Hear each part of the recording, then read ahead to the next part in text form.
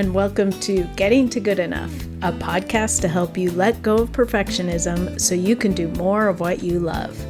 I'm Shannon Wilkinson, a life coach in Portland, Oregon. I'm a recovering perfectionist who's getting better at good enough. And I'm Janine Adams, a certified professional organizer in St. Louis, Missouri, and I'm lucky enough to be naturally good at good enough. And today we're talking about choosing imperfection. Hey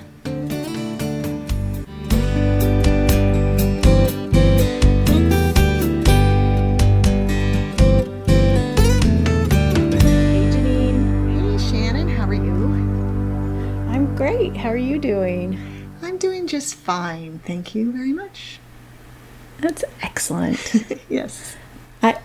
I'm sort of roasting at the moment because it was supposed to be like cold and, autumn day, and the sun is beating through my window. Well, it's just a shame there's nothing you can do about that. I know.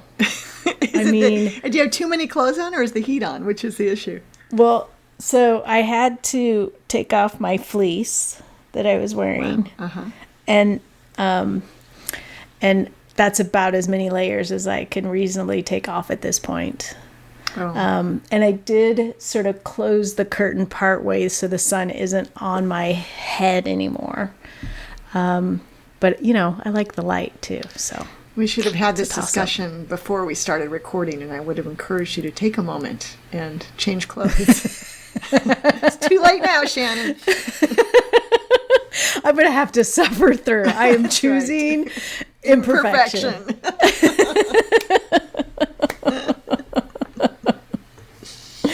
Oh, yeah. Speaking of choosing imperfection, I always think about that with our theme music that you all just heard.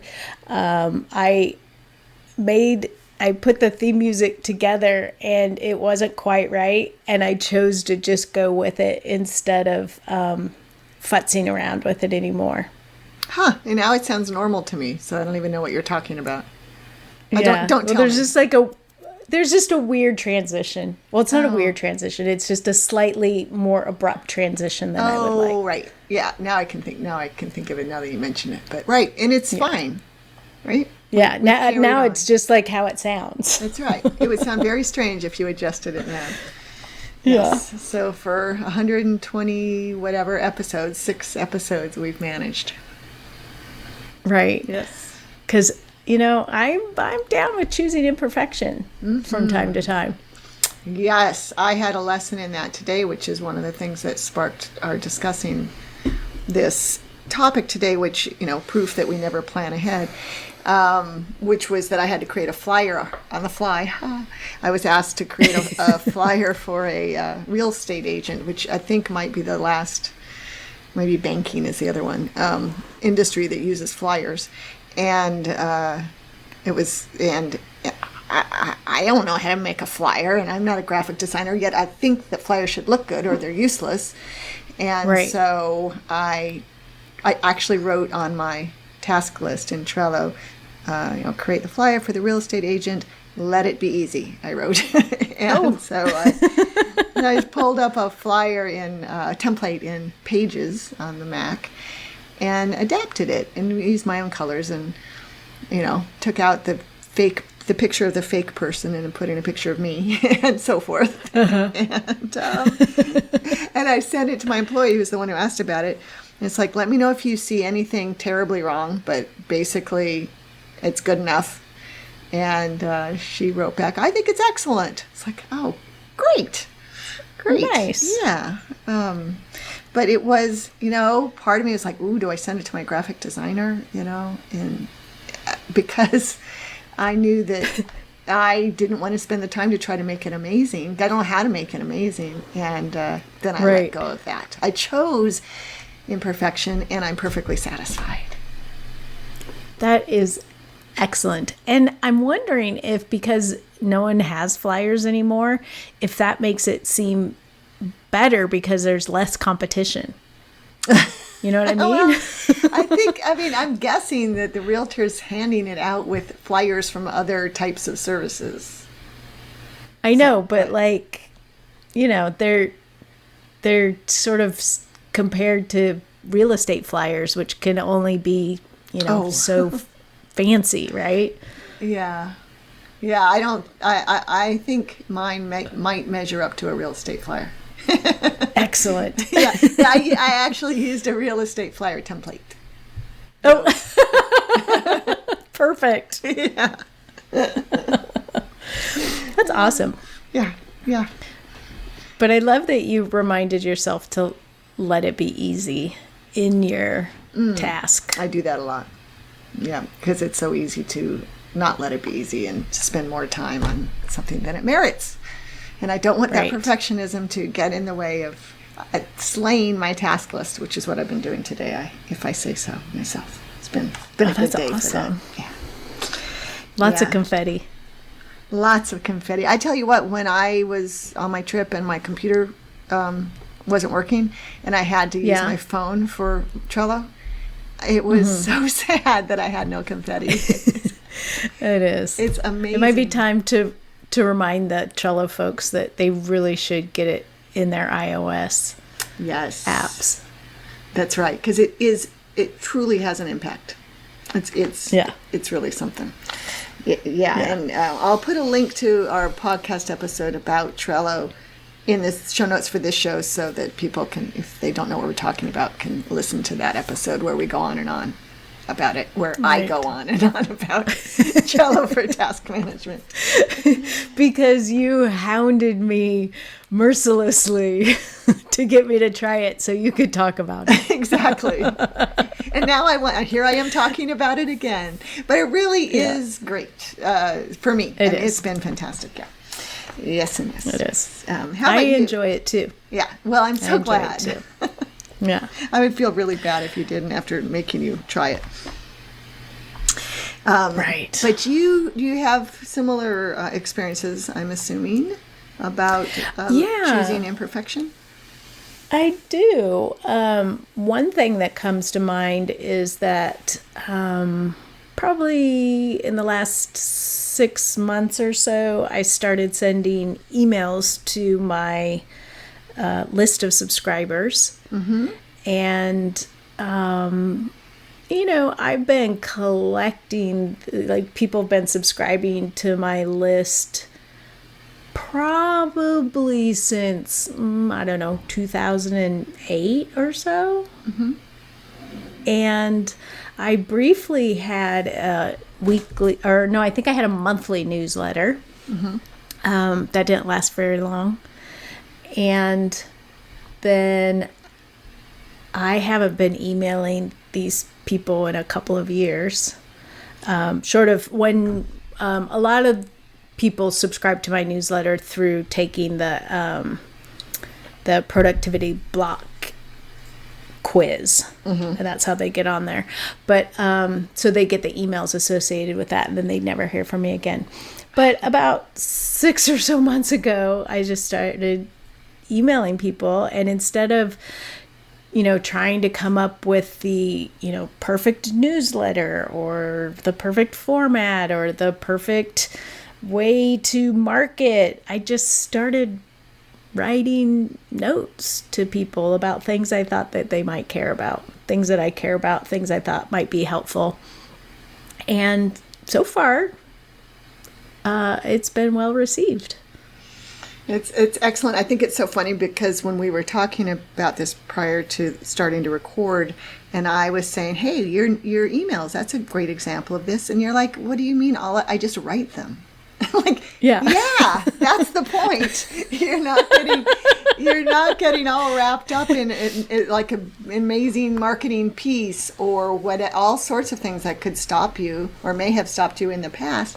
You write these beautifully natural emails about what's on your mind, and I love them. I when you first started doing it, I would get excited because you and I never email each other anymore, right? We text each other. Right. Like, Shannon's emailing me. What does she have to say? And then I'd get to maybe the third paragraph and realize that it wasn't really just to me. But that's how good they are, My dear friend is emailing me, and I don't realize it's not just me. So you do it with ease, which comes through in the emails, which is really great. Well, that's nice to hear. And I sit down and I write a rough draft by hand.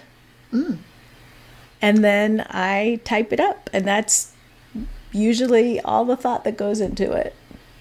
Yeah, well, that's good, and people are loving it, so that's great. Yeah. And it's great. I love it. Starts conversations with people. It has encouraged people to do different things, to do coaching consults, which I love doing. Yeah. It's funny. I didn't even think about it, but it absolutely is a perfect example of choosing imperfection. Because the reason I didn't send to my list for so long was because I kept thinking of all of these, it needs to be an effective marketing tool. Right. And, it has to be, I didn't even, want it to be perfect necessarily, but I wanted it to be an effective marketing tool. It was like, who wants to write that? Right, exactly. Well, and I've been writing a monthly newsletter for since 2007, I think, so a while. And I definitely choose imperfection there because I usually have no idea what I'm going to write before I sit down to write it. And I have to send it, I feel I have to send it out on the 15th because that's when it comes out. And people will say, oh, I realized it was the 15th because I got your newsletter. I literally have people say that to me. So, but it's just when I'm sitting in the moment, and I do try to proofread it, but I find that my proofreading skills have become much less good than they were 20 years ago. And my self-proofreading skills have gotten so much worse. Yeah, right. Like I skip words now when I type an email. I'm frequently skipping words when I'm typing, and apparently I also skip them when I'm proofreading, which is a bummer. So the thing is, once a newsletter goes out or an email like yours, you can't take them back. Right? It's not like a blog post where you can go in and fix it. So I just don't even worry about it. Yep. It just goes. Yep. Just goes. I just feel like people are going to get what they need to get out of it. That's exactly right. Sometimes I literally will write a newsletter that to me seems really clear that the only reason it's going out is because it's the 15th. And then I'll get like a couple of emails from people saying, oh, that was such an excellent newsletter. Thank you so much. It really spoke to me today. Great. You just never know what's going to resonate with folks. And so they're going to, accept it will land where it needs to land. It doesn't have to be perfect. Yeah. Yeah. And I'm also starting to think about some places where I could choose imperfection. I'm not sure I'm there yet. I'm choosing inaction over perfection or imperfection at this point. But I think the inaction is significantly because or in part at least, because I don't know how to do it right, or do it well. And, like I'm thinking about things like my old website, which is still up, is becoming, I don't know, aged. The word that came to my mind about your old website is creaky. Oh yeah, it is. It's creaky. It's it's getting to the point where it's gonna start breaking permanently, and instead of being proactive and doing something with it, I'm at this point, and maybe this is choosing imperfection too, is I'm choosing to just let it break and then I'll deal with it. Yeah, that is choosing imperfection, although I don't know that it's in the spirit of the message that we have in this episode. Because my worry is that one of these days when you don't have time, because you're like, clients you need to be present for, is the day that it breaks, and you have to, in a stressful way, figure out how you're going to deal with it, rather than maybe dealing with it when you don't have stress. Well, I think that in this particular case, I've decided that if it goes away, it goes away, and then I can bring back. I have it backed up on my current website. It's just, it's all the content is there. It's just not public or, frankly, publishable at this point. But if it went away, it's all there. Yeah, if your old one went poof and went away, it wouldn't halt you in your tracks. Like if either of my websites went away, I'd be in trouble, right? I mean, like, right, it would be a panic. But in your case, you've done what you need to do to make sure you don't lose the content, which is really important. Right. I have the content. The biggest thing I would lose are any links, but, I have no idea how many links are still linking to that old site. And I just sort of feel like, the way I will deal with it is as it comes. Like, I don't feel like it deserves a lot of energy right now, because it's not, when it dies, it's not going to be that big of a deal. And so I'm not willing to sort of put the energy into figuring it out. Well, you really are choosing imperfection. Yeah. And at some point you feel like you'll have to figure it out. Yeah, at some point I'll have to make a decision. Like, either there's content on there that's valuable enough that I want to bring it live again, and I can do that, or I don't miss it. Right. And neither does anyone else. It somehow reminds me, it's a stupid example, but when I was a kid, our garage was burned down. And it was one way to deal with a messy garage, right? I mean, just burned down. And a new garage was built. And it was like, except for the effort of my dad and his buddies to build a new garage, it wasn't, and nobody got hurt or anything, so it wasn't that big a deal. But every now and then we'd say, "Where's the such and such?" Oh, it was in the garage. But usually it was like not a problem that the garage had burned down. Right? That's exactly what it feels like. That's a really good example. I feel like, at some point my garage, aka Perception Studios, is going to burn down. Yep. And if there's anything I want to save from it, I could do that now. Right. Yeah. And if not, I'm just not going to worry about it. Right. Just go with it. Yeah. But I think there is actually some value to that, because there was a point where it was on my to-do list for quite some time, and I stressed about, like, I have to figure out what to do, and I have to, make this work, and da-da-da-da-da. And then I thought about it a little more deeply and realized, I didn't have this metaphor then, but now, if the garage burned down, like, what would I miss? I'm so glad to provide you with that. I love it. Well, we're embracing we're choosing imperfection in our upcoming Zoom presentation, right? Yes. Which, we actually required the ability to have imperfection to do it. Right. I'm rather proud of that. I think I like that we're modeling our message to our audience. Yes. That's right. Yes. So the name of our talk for the San Francisco chapter of the National Association of Productivity and Organizing Professionals is, what's the name of our talk?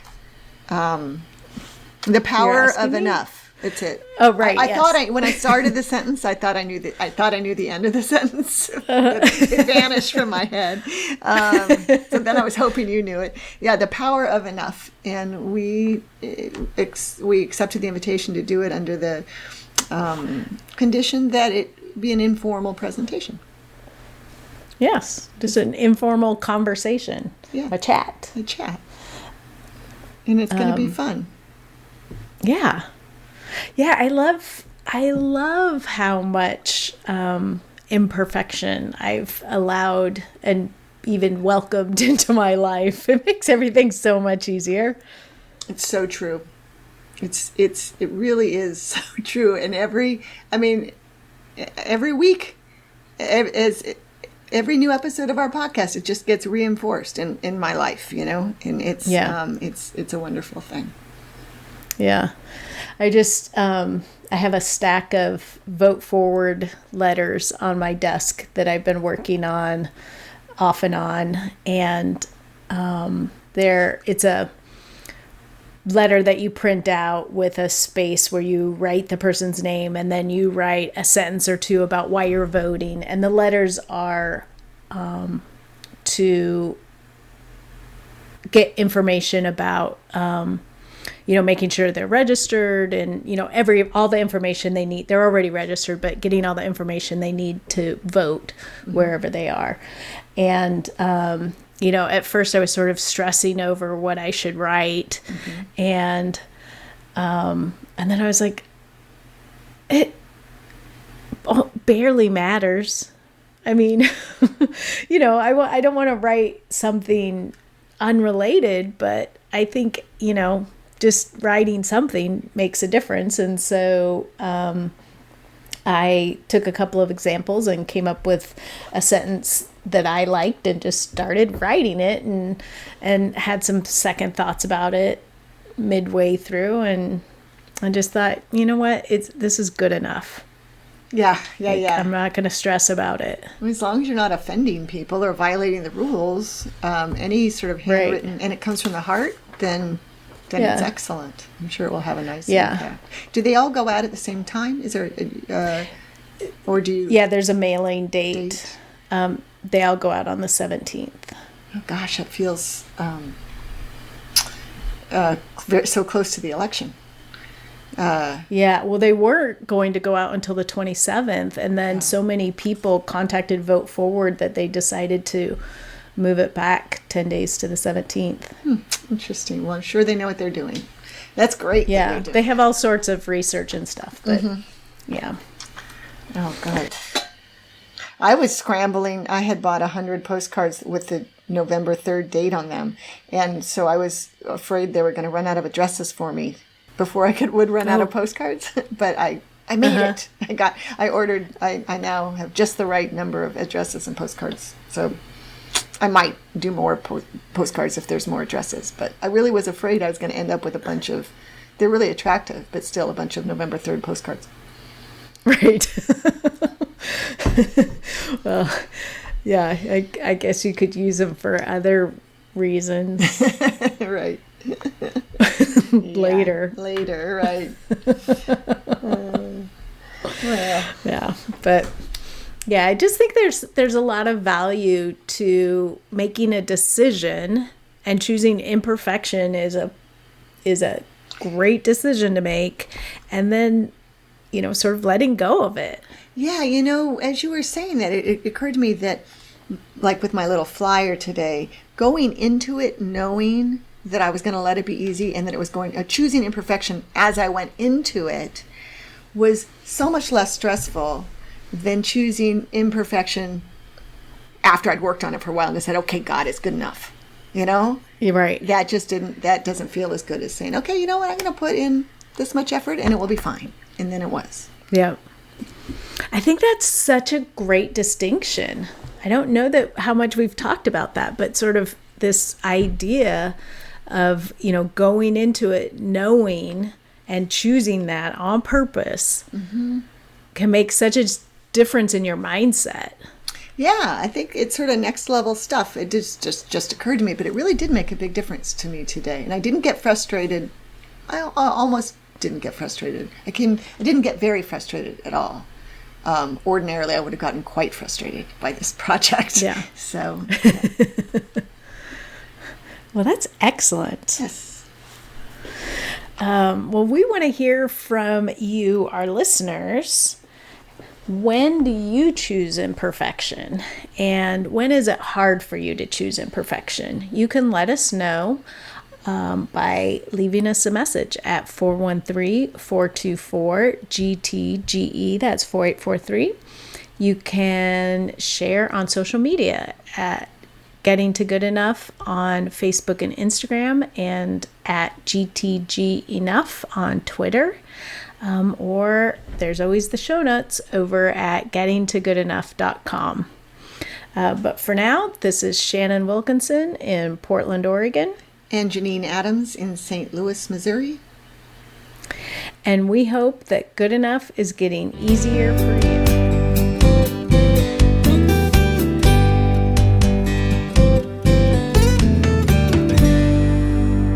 Let's always choose imperfection. I think we are always choosing imperfection. I think sometimes I lie to myself.